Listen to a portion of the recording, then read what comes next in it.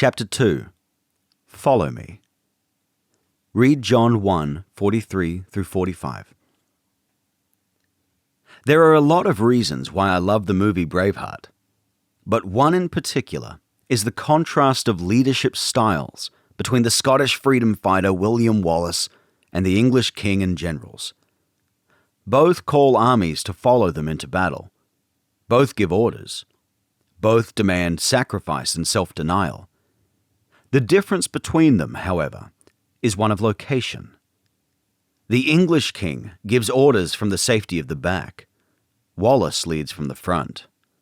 The former leads with instructions, but the latter leads by example.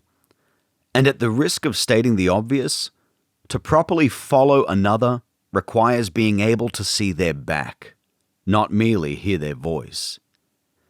Jesus is the most trustworthy leader in the history of the world. Life under the rule of Jesus is not merely instructed, it is modeled. He is both our goal and our guide, a glorious king as well as our perfect example. John wants us to see that when Jesus calls us to follow him, he is calling for an all-of-life exchange. All that we are for all that he is. Follow me. Follow me. Interestingly, no reason is given to Philip for why he ought to follow. No enticement or reward is offered. The sermon is short, only 2 words in total, but the message pierces Philip's heart and gets to the core of what real Christianity is. Drawing near to Jesus over and over and over again, the sum of which is a life that follows him, walks with him, and gradually, yet increasingly, reflects him. Philip sees in Jesus a leader who is both trustworthy and worthy of his immediate devotion and allegiance. No one can place conditions or limits on the leadership of Jesus and with integrity claim to be one of his followers. For the moment we say, "Okay, Jesus, I'll follow you if you bless me, if you make my career successful, if you make me healthy, if you don't mess with this part of my life, if I can retain some sovereignty over my life," we are actually confessing that there are created realities more worthy, more satisfying, and more important to us than Jesus, which is idolatry, which is, really bad. As Timothy Keller points out, whatever is on the other side of that if is your real master, your real goal. But Jesus will not be a means to an end. He will not be used.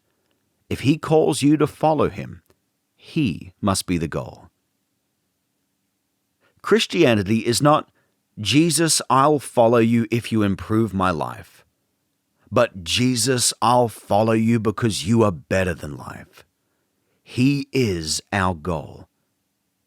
Jesus later said to his disciples, "If anyone would come after me, let him deny himself and take up his cross daily and follow me. For whoever would save his life will lose it, but whoever loses his life for my sake will save it." Luke 9:23-24. In other words, the only thing in all the world more costly than following Jesus is not. Hold on to your life and you'll choke that life away. Release your life into the hands of Jesus by dying to your need to call the shots, and you'll find more than everything you were ever looking for. It is counterintuitive, but God has ordained freedom to come through surrender and life to come through dying. In this way, following Jesus may be hard, but it's not complicated. In fact, all that is required by the 2-word sermon of Jesus is a 2-word response. Yes, Lord. Each day, every day. Yes, Lord. Come to me. Yes, Lord. Learn from me. Yes, Lord. Trust me. Yes, Lord. Do not be anxious. Yes, Lord. Love one another as I have loved you. Yes, Lord. Love your enemies. Yes, Lord. Go make disciples. Yes, Lord. Follow me. Yes, Lord. Make no mistake, the loving leadership of Jesus in this life will include both green pastures that restore us and dark valleys that trouble us. Psalm 23, 2-4. But neither the absence of the former nor the presence of the latter means that he has abandoned us. Verse 5. And that is enough. For the command of Jesus to follow him is infused with his promise, I will never leave you nor forsake you. Hebrews 13:5. Is there any part of your life where you've been keeping Jesus at arm's length? Turn to him again. Go to him again and say, Yes, Lord, you're leading, I'm following, let's go. After all, who in all the world is more worthy of your devotion, your obedience, your trust, your life, and even your death than Jesus? Pray with me.